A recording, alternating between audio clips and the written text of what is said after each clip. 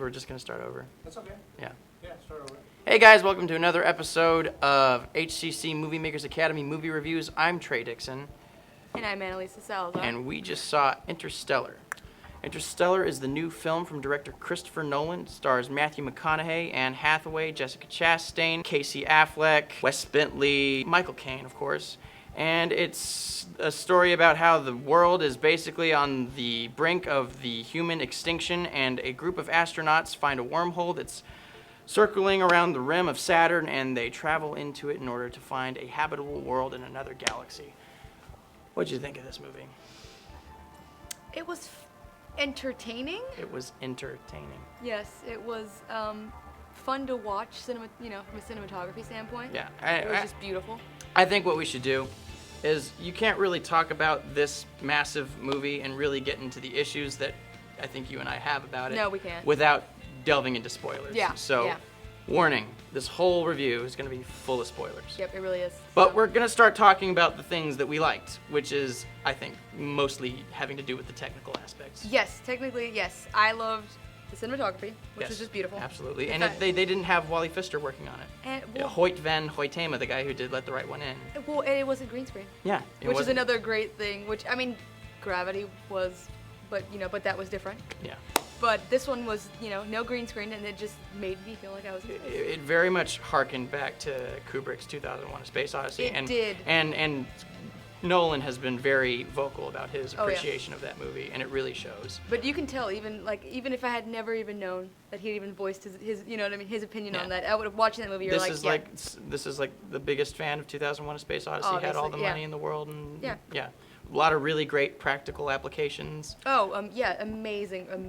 Miniatures, and it's a shame that most sci-fi films can't be made like this. Shot in IMAX. IMAX cameras, which it's one of those films where if you don't get a chance to watch it in the theater, you are completely missing out. Yeah, it is on the visual experience. Anyway. You are electing to miss out on 50% of what makes this movie truly great.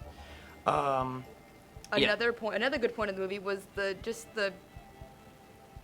theory of the movie itself. Yeah. And time travel and wormholes and you can tell that everybody involved with this film really researched every aspect of what it is that these astronauts are going to be going through. Down to, like we were talking about earlier, they had mentioned of Stephen Hawking actually doing a little bit of research for the film. They worked with him apparently. They worked with him apparently, although I only read one article on that. I wanted to find more than one article. I really liked during the wormhole sequences how they addressed how light would bend at certain places and and then not even just that, but my favorite aspect of it was just the whole, interdimensional world that was created behind a bookcase. It was, and we'll get to that. Yes. One final thing I would like to mention is that while it is quantum physics and quantum gravity and all this stuff that's really big heady words and stuff that Joe Blow ain't gonna know, yeah. The movie does a fairly decent job at sort of highlighting how it really works. It's on the line. Some people are gonna be like, what? And other people are I didn't know that time decreases because of an increase in gravity. I didn't know it either. I didn't know that. I mean, I understood some of it because I paid a little bit of attention when I was in physics and astronomy and all these other science classes. But half the time I was like, I guess that could work. Yeah. So the movie pays attention to all those little details, and they work their way into the plot like they are plot points. Yeah. So very. But again, it's not a vast. It's not like that's like the vast majority of what the movie's about. It was just this technical. It's just it's its own little side character. Yeah.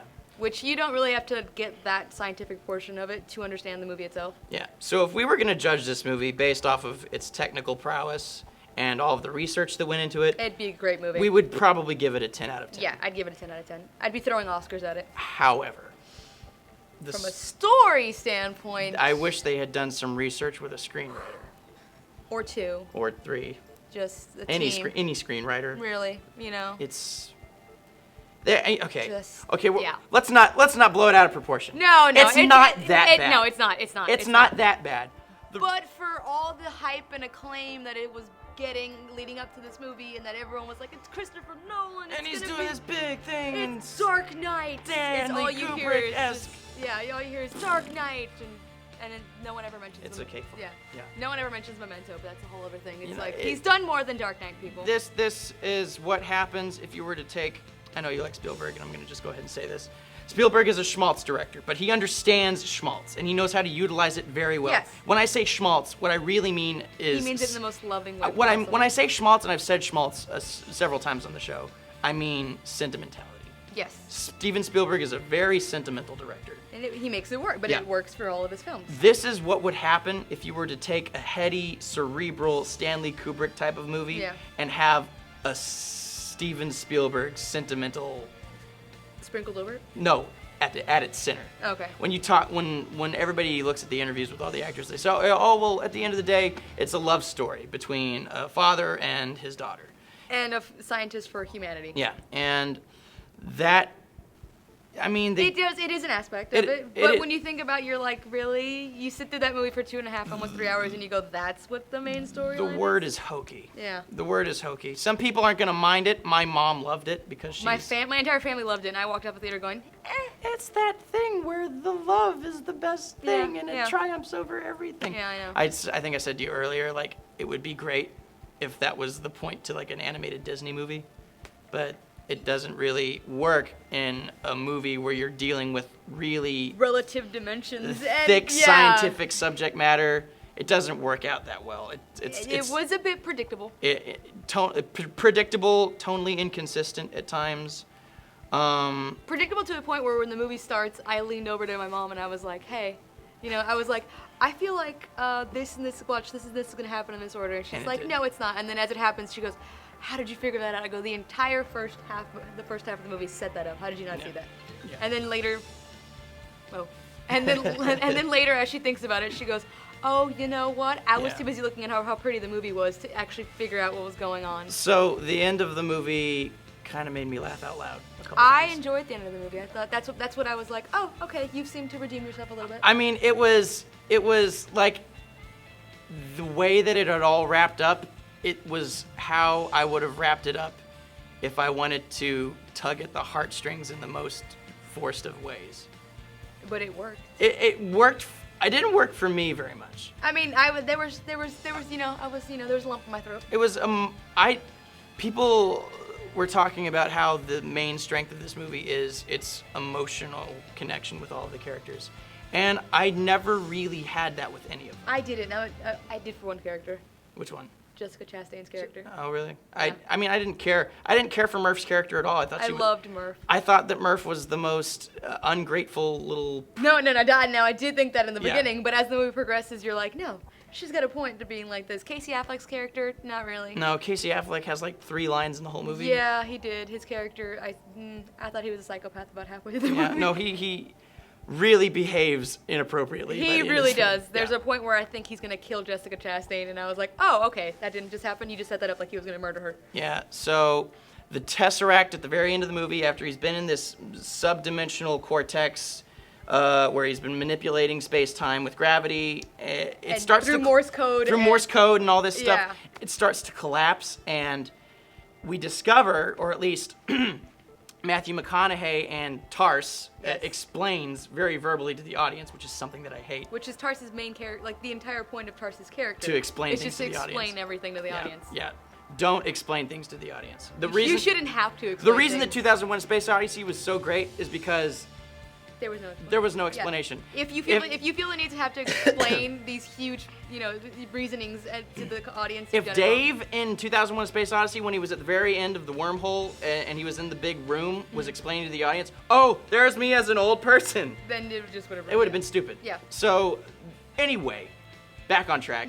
When the Tesseract was closing, it is revealed to the audience through dialogue that the wormhole didn't actually come here from aliens. It was actually brought to Saturn from a highly evolved, now transcendent version of humanity. Yeah. So how did we get to that point in the first place? Which is my main question, and I was like, Nolan, that was a huge plot hole for you. Yeah, and when you're dealing with time travel, that's always going to be a problem. Yeah. And I'm pretty sure some scientist out there is going to be able to explain theoretically how, it works. It might be possible, but it's not possible in the movie, in the context of the movie. It's not. The way that you. Most people explained aren't it. even going to realize that that's a problem, but yeah. Yeah. But most people are going to be like, oh, okay, that makes sense. When they sit down and think about it, you go, oh, wait, no, So that doesn't. ultimately, brilliant on a technical level. Yes. But on a storytelling level, it fails in several areas. It has a pretty predictable plot with some Yeah. holes that you could drive a truck through. But I enjoyed it. I did. I enjoyed it quite a bit. Yes. I would recommend it. I would give it a 7.5. I would too. I would probably give it like 6.5. 6.5, 7. I think I'll give it a 7.5 because you really should see this movie. Yeah, but you really- Even if yeah. you don't like it, it's still a movie that you really need to say that you've seen. Yeah. So, yeah.